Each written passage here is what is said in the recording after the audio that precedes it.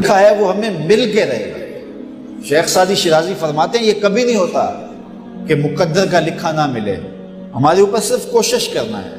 انہوں نے بڑی خوبصورت مثال دی کہ ایک بندہ جا رہا تھا جنگل میں، تو اس نے دیکھا کہ ایک لومڑی ہے جس کے پاؤں بھی کٹے ہیں، ہاتھ بھی کٹے ہوئے ہیں۔ تو اس نے کہا مالک تو اس کو کیسے رزق دیتا ہوگا؟ تو وہ ایک درخت پہ چڑھ کے بیٹھ گیا۔ ایک شیر آیا، اس نے شکار کیا اور کچھ کھایا اور باقی بس خوردہ چھوڑ کے چلا گیا۔ یہ رینگتی ہوئی آگے بڑھی اور وہ جو بچہ کھچا تھا اس نے وہ کھا لیا۔ تو اس کا بڑا یقین کامل ہو گیا، اس نے کہا کہ مالک تو کتنا کریم ہے، اس کو بھی رزق دیتا ہے۔ ایک غار میں جا کے بیٹھ گیا، جب وہ بے دست و پا لومڑی کو رزق دیتا ہے انہیں تو پھر انسان ایک پہر گزرا، دو پہر گزرے، تو ہاتف سے آواز آئی میرے بندے میں تجھے بھی دوں گا لیکن شیر بن لومڑی نہ بن، شیر بن لومڑی نہ بن، کہ خود بھی کھا اور اوروں کو بھی کھلا۔ تو قسمت کا ہے جو مل کے رہتا ہے، اب کوئی شیر بن کے لے لے یا لومڑی بن کے لے لے، حرام ذریعہ اختیار کر لے یا حلال ذریعہ اختیار کر لے، اب یہ ہمیں اس نے اختیار دیا ہے۔ فَلَنُحْيِيَنَّهُ حَيَاتًا طَيِّبَةً، اللہ فرماتا ہے کہ جو میرا ہو جائے پھر میں ستھری زندگی دے دیتا ہوں، میں پاکیزہ زندگی دے دیتا ہوں، میں نورانی زندگی عطا کر دیتا ہوں۔ تو یقیناً جو اس کے ہو جائیں پھر اللہ اس کا ہو جاتا ہے۔ فَلَنُحْيِيَنَّهُ حَيَاتًا طَيِّبَةً کا روپ چڑھتا ہے ان کے چہرے کے اوپر، زندہ ہوتے ہیں تو خوبصورت زندگی گزارتے ہیں، اور جب اس دنیا سے جاتے ہیں تو پھر بھی خوبصورت زندگی گزارتے ہیں۔ اللہ تعالی ہمیں ایسا کر دے کہ مرنے کے بعد بھی ہمارے چہرے پہ رسول اللہ کے انوار کا عکس نمایاں ہو، اور دنیا کی زندگی میں رہیں تو ہم طمانیت کی زندگی، سکھ اور چین کی زندگی گزاریں۔ صبح سے لے کر شام تک ٹینشن، مصیبت، پریشانیاں، کیا ضرورت ہے اتنا کچھ لینے کے لیے؟ درود پڑھتے جاؤ، زندگی گزارتے جاؤ، زندگی سوکھی گزارو، زندگی اوکھی نہ گزارو، جو اللہ نے دے دیا اس پہ راضی ہو جاؤ، بس ٹھیک ہے۔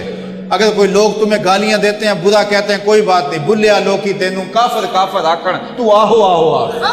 کوئی تکلیفیں دیتا ہے پھر بھی پریشان نہ ہو، رزق تھوڑا ہے تب بھی پریشان نہ ہو، زیادہ ہے پھر بھی ٹینشن نہ لو، اللہ کا شکر ہے اللہ نے جس حال میں رکھا ہے۔ اور سنو، میں کہتا ہوں کہ یہ ٹینشن فری حدیث ہے۔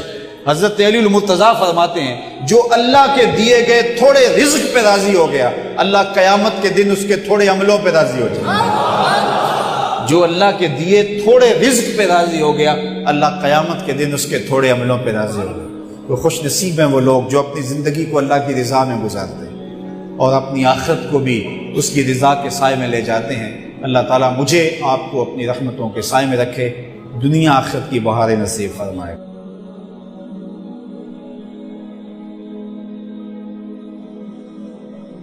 اگر آپ چاہیں کہ ہمارا رزق بابرکت ہو، کشادہ ہو، وسیع ہو، حلال ہو، طیب ہو، طاہر ہو، ہمیں سکون دینے والا ہو، طمانیت بخش ہو، اور اس سے ہمارا حساب بھی نہ ہو، تو مجھے اگر آپ پوچھیں گے تو میں آپ کے سامنے سورہ آراف کی یہ آیت رکھوں گا کہ اللہ تعالیٰ ارشاد فرماتا ہے اگر بستی کے لوگ ایمان لاتے اور تقوی اختیار کرتے تو ہم آسمان اور زمین سے ان پر برکتوں کا نزول فرماتے۔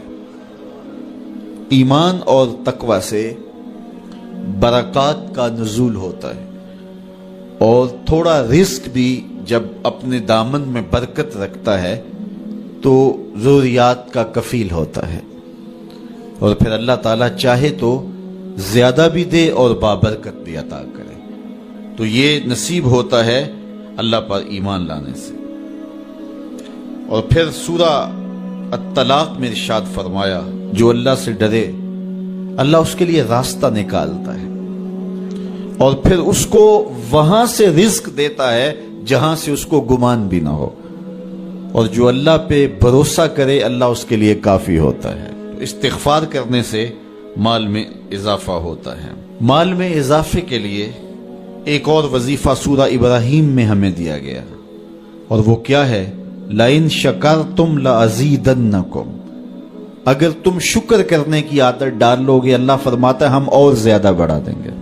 اللہ تعالیٰ جل شانہ کی راہ میں خرچ کرنے سے مال بڑھتا ہے۔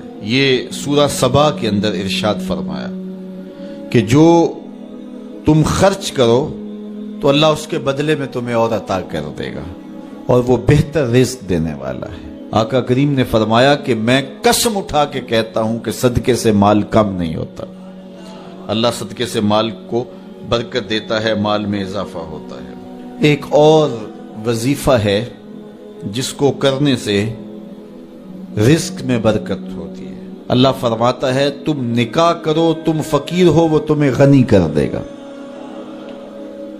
لگتا یہ تھا کہ ہم مزید ذمہ داریوں کے بوجھ میں دب جائیں گے، لیکن میرے رب کا وعدہ ہے کہ وہ تمہیں غنی کر دے گا۔ رزق کی برکت کا ایک اور ذریعہ سورہ النساء آیت نمبر 100 میں بتایا گیا، جو اللہ کی راہ میں ہجرت کرے تو ہجرت میں برکت رکھیے، اس سے اللہ تعالیٰ وسعتیں اور برکتیں عطا فرماتا ہے۔ رزق کی فراخی اور بہتری کا ایک اور عمل سورہ طٰہٰ میں بیان فرمایا گیا۔ ارشاد فرمایا کہ خود بھی نماز پڑھ اور اپنے اہل خانہ کو بھی نماز پہ لگا، پھر دیکھ رزق کے دروازے کیسے کھلتے ہیں۔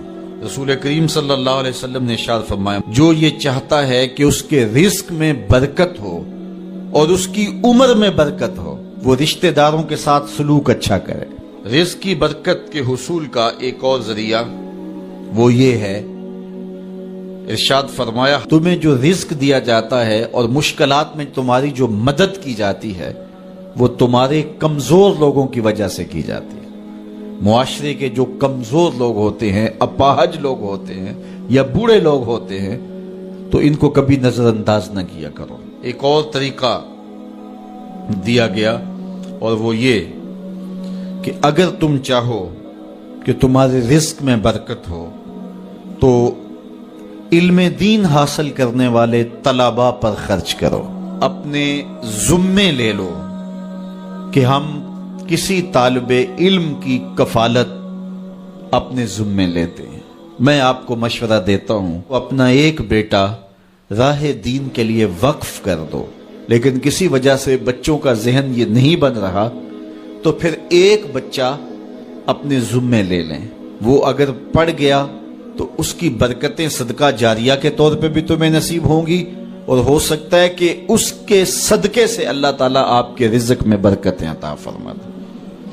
تو جو طلباء پہ خرچ کرتا ہے اللہ اس کی بہت مدد کرتا ہے۔ ایک روایت میں آتا ہے جس نے کسی دین کے خادم طالب علم کی مدد کی ٹوٹے ہوئے قلم کے ساتھ یا کاغذ کے ایک ٹکڑے کے ہی ساتھ، وہ ایسا ہے جس طرح اللہ کے گھر کعبے کی 70 بار تعمیر کی ہے۔